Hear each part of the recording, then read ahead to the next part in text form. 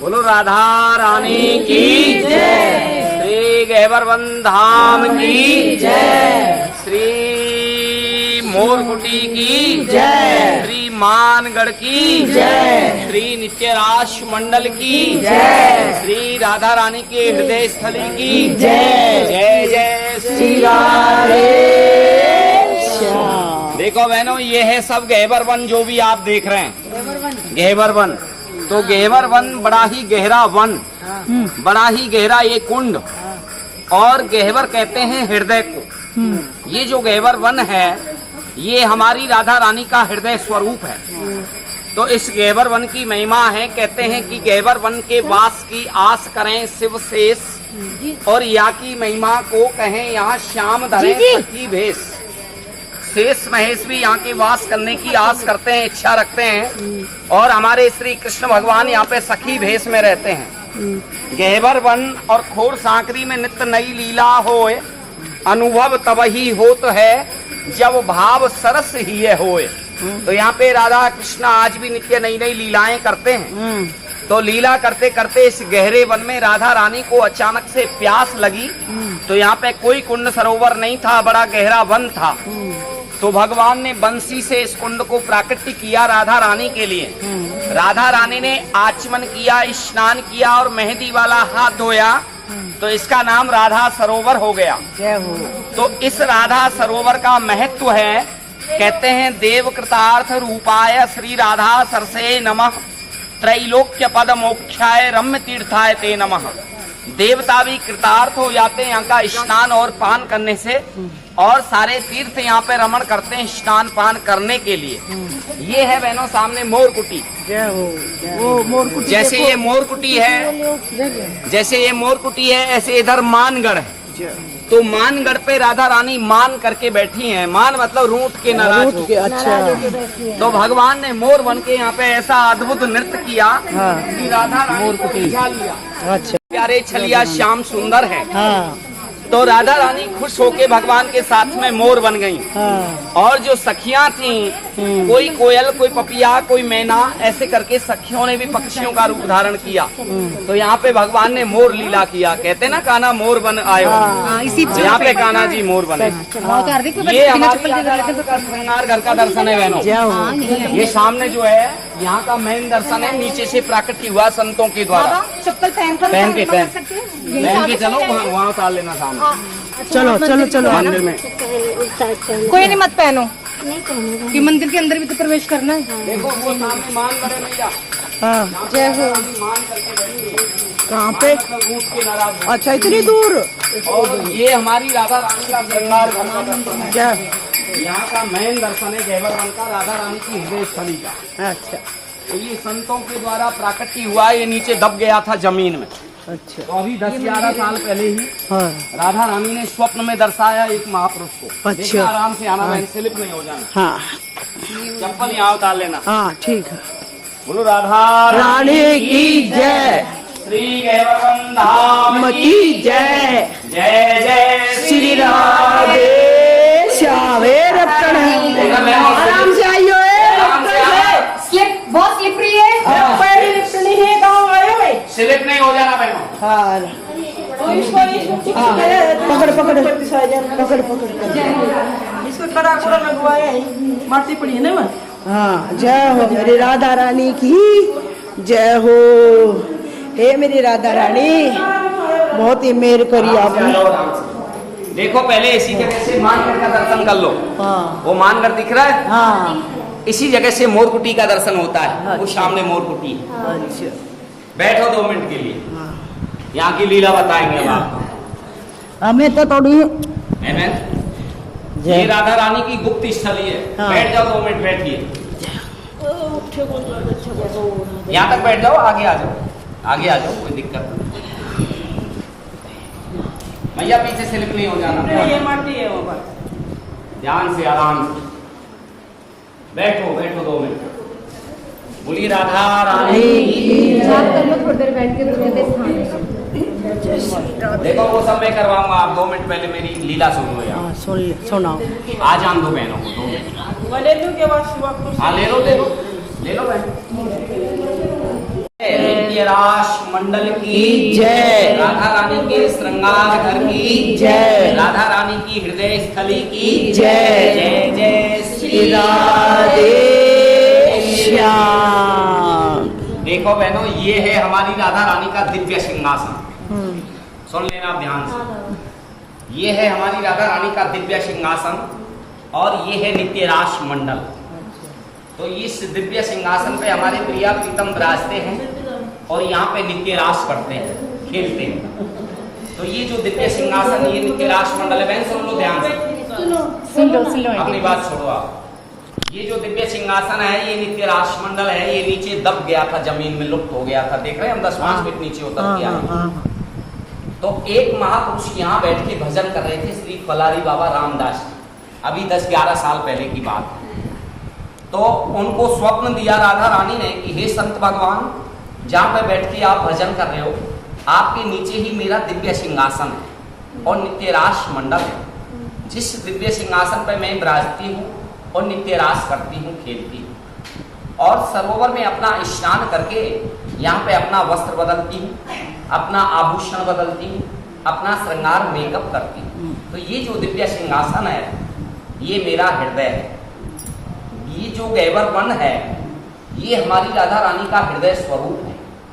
ये हमारी राधा रानी की हृदय स्थली है। तो ये नीचे लुप्त हो गई, तो संतों के द्वारा प्राकट की हुई है। ये 5,500 साल पुराना द्वापर युग का राधा रानी के समय का है। तो संतों ने इसको प्राचीन रखा है और ये सब नया बनवाया है शायरों से। तो देखिए, यहाँ पे हमारी राधा रानी आज भी नित्य नई नई लीलाएं करती हैं। कहते हैं, गहबर वन और खोर सांकरी में नित्य नई लीला होए, अनुभव तब ही होत है जब भाव सरस ही हो। तो यहाँ पे राधा रानी के खेलते खेलते राधा रानी के मन में एक नवीन उत्कंठा उदय हुई। रसई चल रहा है। राधा रानी भगवान से बोली कि हे प्यारे प्रीतम, आज मेरे मन में एक नवीन उत्कंठा उदय हुई। पंडित जी तो भगवान हाथ जोड़ के बोले, सुनाओ किशोरी जी, क्या क्या है? तो भगवान बोले, राधा रानी बोली कि हे प्यारे प्रीतम, आपकी जसोदा मैया रोजाना आपका श्रृंगार करती और मेरी कीर्ति मैया रोजाना मेरा श्रृंगार करती। आज मेरे मन में ऐसा भाव आया है मैं करूँ कि मैं आपका श्रृंगार करूं और आप मेरा श्रृंगार। जय मेरी राधा रानी। तो कन्हैया जी बोले, ठीक है किशोरी जी, जैसे आपकी आज्ञा। तो हमारी प्रियाजू ने लालजू का श्रृंगार किया। इसी जगह द्वापर युग की बात है, राधा रानी के समय। और कन्हैया ने हमारी राधा रानी का श्रृंगार किया। जब परस्पर पूर्ण श्रृंगार हो गया तो हमारी राधा रानी ने पूछ लिया कि तेरो मुख नीको की मेरो श्याम प्यारे। हे प्यारे श्याम सुंदर, आपको मुख कमल सुंदर लग रहा है कि मेरो मुख कमल सुंदर लग रहा है? हम दोनों में से कौन सा सुंदर ज्यादा लगे? उपमा चंद्रमा की। तो भगवान बोले, हे किशोरी जी, आपको मुख कमल बहुत सुंदर लग रहा है। आपसे सुंदर तो कोई है नहीं। तो राधा रानी बोली, मैं बहुत सुंदर लग रही हूँ। तो कितनी सुंदर लग रही हूँ, कोई उपमा दे के बताओ। उपमा दे के बताओ। हाँ। कि मेरा मुख गुलाब के फूल के जैसा लग रहा है, हाँ। कि कमल के फूल के जैसे खिल रहा है, आखिर कैसा लग रहा है? तो भगवान बोले, हे श्यामाजू, आपको मुख कमल चंद्रमा के जैसे सुंदर लग रहा है। तो जैसे ही चंद्रमा का नाम लिया, तैसे ही हमारी राधा रानी नाराज हुई। अच्छा। और भगवान से चंद्रमा से उपमा कर दी मेरी। भगवान से मुंह बना ली और नाराज होके और ऐसे ठुमका मारती हुई, ऐसे ठुमका मारती, ऐसे ठुमका मारती हुई राधा रानी मानगढ़ पे जाके मान करके बैठ गई। क्योंकि चंद्रमा तो 15 दिन घटता है, 15 दिन बढ़ता है, उसको ग्रहण भी लगता है, उसको दाग भी है। तो इस बात पे राधा रानी कोई इनकी कौन कर सकता है, इनकी तो कोई। भगवान तो उनकी नाराजगी देख नहीं सकते। तो भगवान ललिता सखी से मिले और हाथ जोड़ के ललिता सखी से हमने विनय करने लगे कि हे ललिते, हमारी और हमारी श्यामाजू की ऐसी ऐसी लीला हुई है और हमारी श्यामाजू हमसे नाराज होगी, मान करके मानगढ़ पे जाके बैठ गई। अच्छा, ललिता सखी कोई मनाने का उपाय जानती हो, कृपा करके कहो। तो ललिता सखी बोली कि हे प्यारे प्रीतम, हमारी श्यामाजू रोजाना मोर कुटी पे मोरों को दाना चुगाने जाती है और मोरों को पानी पिलाती है और मोरों का नृत्य देख के आती है, मोरों का नाच। तो मोरों का नृत्य हमारी श्यामा जी को बड़ा ही प्रिय है, बहुत अच्छा लगता है। तो आप ऐसा करिए, वहाँ पे हजारों लाखों मोर होते हैं, हजारों लाखों मोरों के बीच में अपना मोर का रूप धारण करके और राधा रानी के सामने नाच नाचिए, तो राधा रानी आपसे प्रसन्न हो जाएगी। हाँ। तो भगवान ने वैसा ही किया। यहाँ मोर ये कथा छोटी मोर कुटी पे हजारों मोरों के बीच में भगवान ने अपना मोर का रूप धारण करके और ऐसा सुंदर नाच नाचे। राधा रानी देखी ये कोई मोर नया आया है, ना कोई दाना खा रहा है ना पानी पी रहा, बड़ा सुंदर नाच नाच रहा है। तो राधा रानी ने और गौर से देखा तो तुरंत ही समझ गई राधा रानी कि ये कोई मोर नहीं, ये प्यारे छलिया श्याम सुंदर है। तो राधा रानी ने मोर भगवान का आलिंगन किया, मोर भगवान ने राधा रानी का आलिंगन किया। तो खुश होकर राधा रानी भी भगवान के साथ में मोर बन गई। और जो सखियां थी, कोई कोयल, कोई पपिया, कोई मैना, ऐसे करके सखियों ने भी पक्षियों का रूप धारण किया। तो यहाँ पे भगवान ने मोर लीला किया। कहते हैं ना, कान्हा मोर बना। हाँ। ये जो पर्वत देख रहे हैं आप, हाँ। ये साक्षात ब्रह्मा जी यहाँ पर्वत रूप में विराज है। अच्छा। तो इनको ब्रह्माचल पर्वत कहते हैं। अच्छा। तो ये ब्रह्माचल पर्वत के 4 मुखार पिंड हैं, चतुर्मुखी ब्रह्मा, वो यहाँ पे गढ़ के रूप में विराज है। जैसे कि ये पड़ता है मानगढ़, जहाँ पे राधा रानी मान करके बैठी। और मोरकुटी के जस्ट पीछे पड़ेगा श्री दानगढ़, जहाँ पे शाम चूड़ी बेचने आया, मनिहारे का वेश बनाया, वो दानगढ़। उसके आगे आता है श्री वृषभानगढ़, जहाँ श्री लाडली लाल का मेन मंदिर है राधा रानी का, वो है श्री वृषभानगढ़। और शांकरी खोर के साथ में पड़ता है श्री विलासगढ़। तो ये 4 जो गढ़ हैं, ये ब्रह्माचल पर्वत के मुखार बिंदु हैं। मोरकुटी जो है ये ब्रह्माचल पर्वत की चोटी है, शिखा।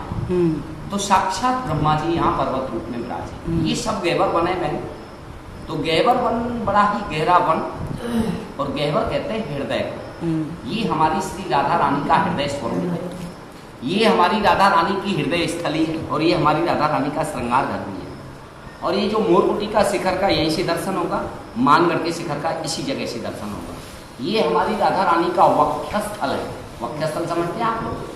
वक्षस्थल बोलते हैं चेस्ट को। हाँ, छाती, चेस्ट, हाँ छाती। ये हमारी राधा रानी का हृदय, दिल, हार्ट। तो ये हार्ट रूपी, ये हृदय रूपी सिंहासन का ऐसे स्पर्श करते हैं, वस्त्र के नीचे से रस लगाते हैं माथे से। और ये हमारी राधा रानी का श्रृंगार घर भी है, जिसको आप लोग ब्यूटी पार्लर कहते हैं। यहाँ पे प्रिया प्रीतम ने एक दूसरे का श्रृंगार किया। तो देखो ये हृदय आती होंगे रात्रि में, तो और तो क्या, ये हृदय रूपी सिंहासन भरे हमेशा, ये हृदय रूपी सिंहासन का ऐसे स्पर्श करते हैं, रस लगाते हैं माथे से, श्रीमती राधा। और अपना गुप्त दान करते हैं, कपड़े के नीचे ही गुप्त दान करते हैं, जो भी श्रद्धा भावना से करते हैं। तो राधा रानी हम लोगों की समस्त गुप्त मनोकामनाएं पूर्ण करती हैं, और राधा रानी हमको प्रेमा भक्ति प्रदान करती है, और राधा रानी हमको धाम का वास कराती है। जैसे कि कई बातें जीव संसार में नहीं कह पाता किसी से, तो ये राधा रानी की हृदय रूपी दिव्य सिंहासन में बोलने से और गुप्त दान करने से राधा रानी हम लोगों की समस्त गुप्त मनोकामनाएं पूर्ण करती है।